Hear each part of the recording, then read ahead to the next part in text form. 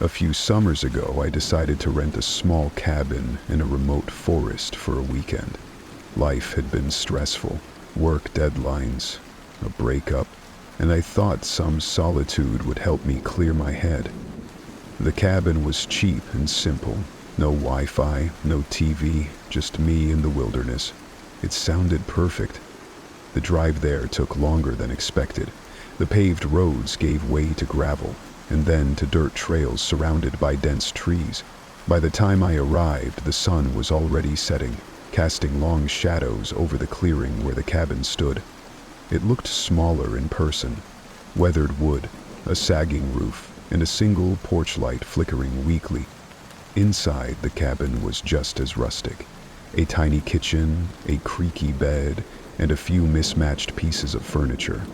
The windows were small and high up, as if designed to keep out prying eyes. I noticed an old radio sitting on the counter, the kind with a dial you have to twist to find a station. It was oddly comforting, a relic of a simpler time. That first night was uneventful. I sat on the porch, listening to the sounds of the forest, crickets, distant hoots of owls, and the rustling of leaves. But as the night grew darker, the forest seemed to change. The sounds became sharper, closer. A branch snapped somewhere in the trees, and I froze. Just an animal, I told myself, but my gut told me otherwise. Something about the silence that followed felt intentional. Like whatever made the noise was waiting for a reaction. Shaking off the unease, I went back inside and locked the door. I tried to sleep, but the creaking of the cabin kept me awake. At one point, I swore I heard faint footsteps outside, circling the cabin. I told myself it was the wind, maybe a deer. But I couldn't shake the feeling that someone, or something, was watching. The next morning, I went for a hike to clear my head. The trail behind the cabin was overgrown but manageable, leading deeper into the forest. I walked for hours, enjoying the solitude, until I stumbled upon something that made me stop in my tracks. It was a clearing, but not a natural one. The trees had been cut down in a perfect circle, leaving a patch of earth that was oddly bare, as if nothing had grown there for years. At the center was a pile of stones arranged in a strange spiral pattern. The air felt heavier here, the silence suffocating. I wanted to leave, but curiosity got the better of me. I approached the stones and noticed something carved into one of them. Symbols, jagged and crude, that I didn't recognize. My stomach churned as a wave of nausea hit me out of nowhere. I decided to head back to the cabin, but no matter how far I walked, the trees all started to look the same. The trail I had followed so clearly earlier now seemed to vanish into the woods. Panic set in as I realized I was lost. It was late afternoon by the time I finally stumbled back into the clearing with the cabin. My relief was short-lived, though.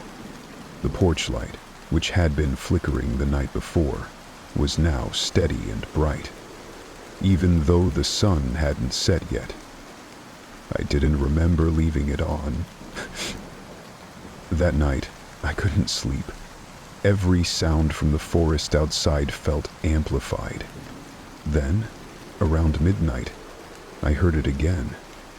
Footsteps, slow and deliberate, circling the cabin. This time, they didn't stop. I stayed frozen in bed, clutching the flashlight I had brought with me. The footsteps grew louder, then stopped directly outside the bedroom window.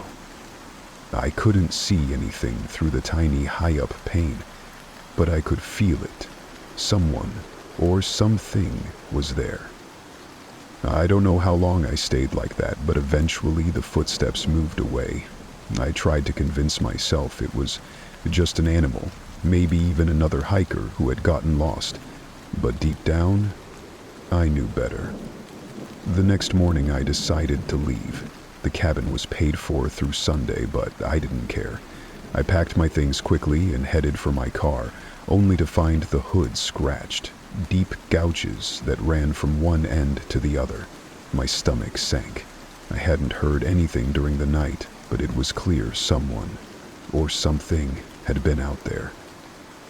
I got in and started driving. The dirt road felt endless, the forest closing in on either side. Just when I thought I'd made it far enough to relax, I saw something in the rearview mirror. A figure was standing in the middle of the road behind me, too far to see clearly, but close enough to know it wasn't an animal.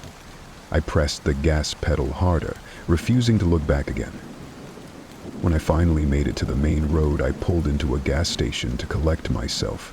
The attendant must have noticed my pale face because he asked if I was okay. I told him about the cabin, about the noises, the scratches, the figure in the road. His expression changed instantly. "You were up near Old Hollow?" he asked, his voice low. I nodded, confused. "People around here don't go near that place," he said. "There's stories about a man who used to live there. Back in the 60s, they say he was a recluse, into strange rituals. People started disappearing around that time. Hunters, hikers. When the cops finally investigated, they found the cabin, but the man was gone. All they found was a pile of bones in the woods and carvings on the walls." I felt a chill run down my spine. "Carvings? Like symbols?" He nodded. "That's why no one goes up there anymore. Folks say he's still out there, watching anyone who comes too close." I never went back to the cabin, but sometimes I dream about that clearing in the woods, the spiral of stones, and the figure in the rearview mirror. Then I wonder if he followed me home.